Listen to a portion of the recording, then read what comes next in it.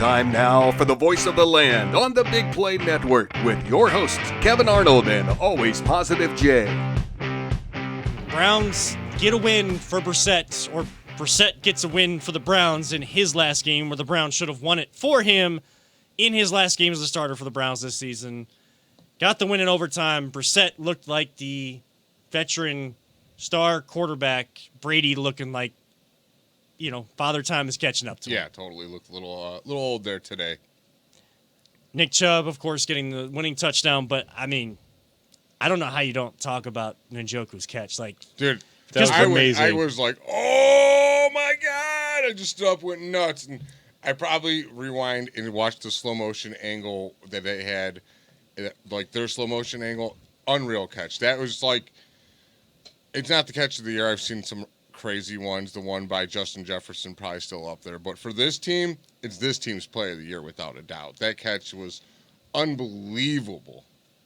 And the reason why Brissett has been a career backup is because that ball was overthrown. I'm not here to bash Brissett or anything like that. But it was thrown where his receiver, it was his guy had to make a play, and that was it. Right.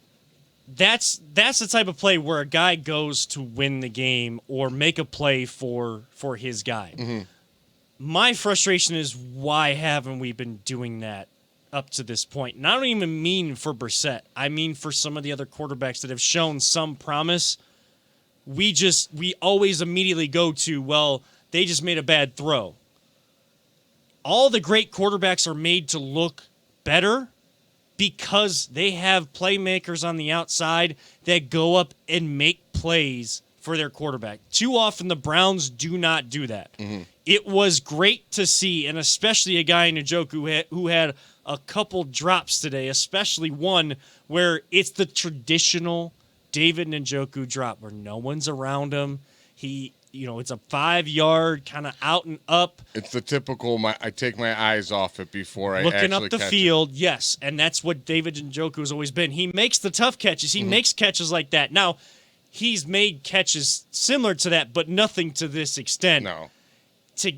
Did you want them to go for 2 right there? Oh, I totally wanted to go for 2. Because Stefanski was Here's the thing. If he goes for 2 and doesn't make it, everyone's like, oh, you're an idiot, blah, blah, blah. And everything worked out for the good right now. I want him to go for 2, but I always want to go for the win in those situations. Stefanski Stefanski was asked about that after the game, and I think he had something in jest to say, something like, I thought about going for 2, but I didn't like the play, and I'm the one that draws up the plays. So, if that's not a microcosm of, what's wrong? Boy, ha ha ha, you get that eerie type laughter going behind there. You don't like the plays that you draw up, and you're supposed to be you're the offensive play caller.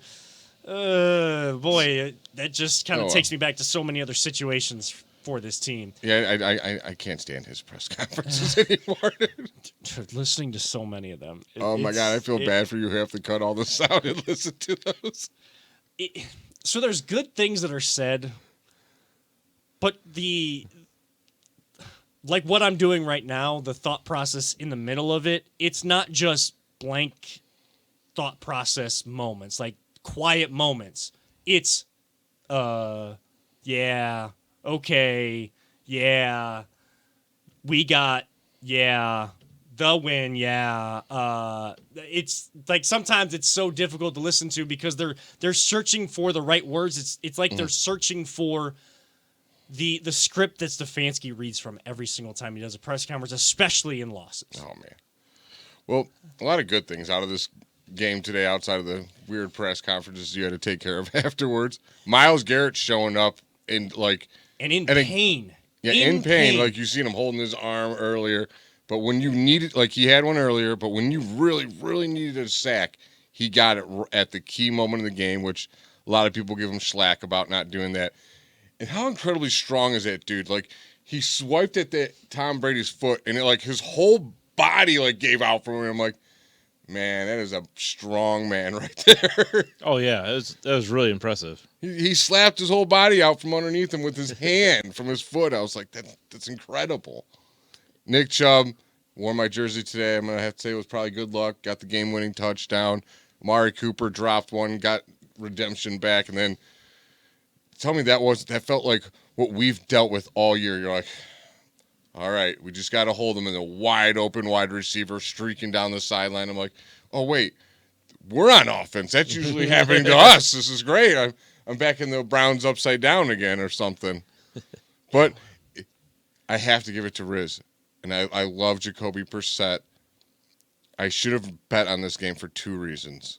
One, it was Stan the Man's birthday, I found out from his son.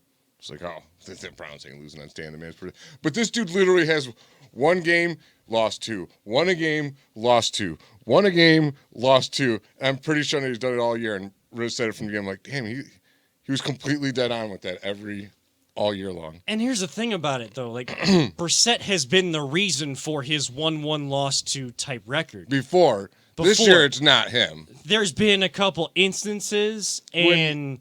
They were like, oh, at the end of the games, he drove down there, threw an interception. Like, no, the defense put him in that position to have to go do that. He already had the game won many of times. Right. Like, if that would have continued as a trend, like I would have said, like that's more on him. That's who he is. But this year, and maybe it's a credit to Stefanski, because he's gotten the best out of so many quarterbacks that haven't really amounted to a whole lot in the league. I mean, we know who was the quarterback here before, and he probably got his best year out of him.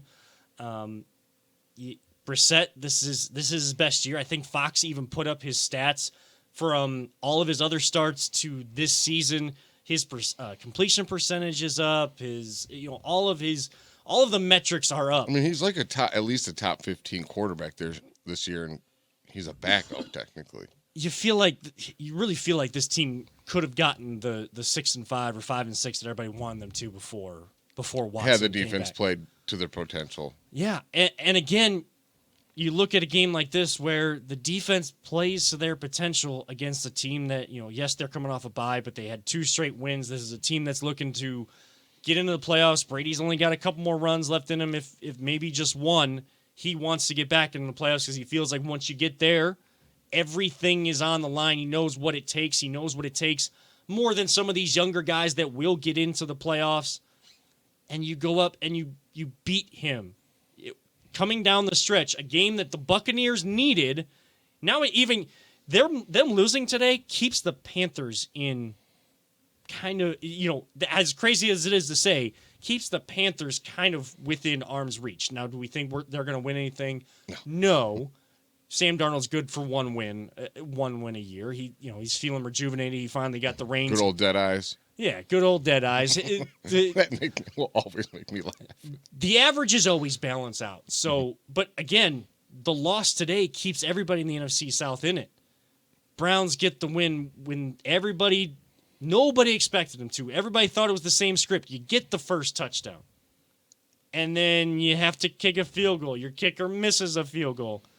Was that one blocked again?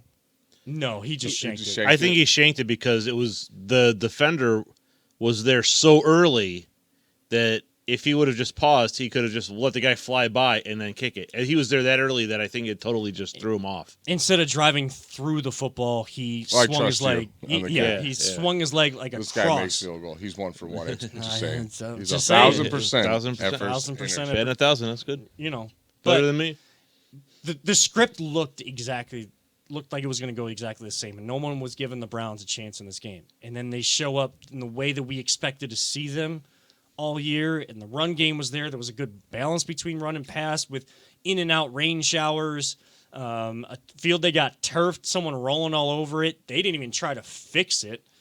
Well, they said they did. They did. They actually did, but you could see if I saw a close-up picture, you could see the hydro seed spray on it. Yeah, it's just that it's not going to grow. Yeah, it's impossible right now. In this almost weather. December, so yeah, and you got 2 weeks from now until your next. There's 2 more games, 2 more road games, and then you come back home. So I guess 3 weeks until you're back home.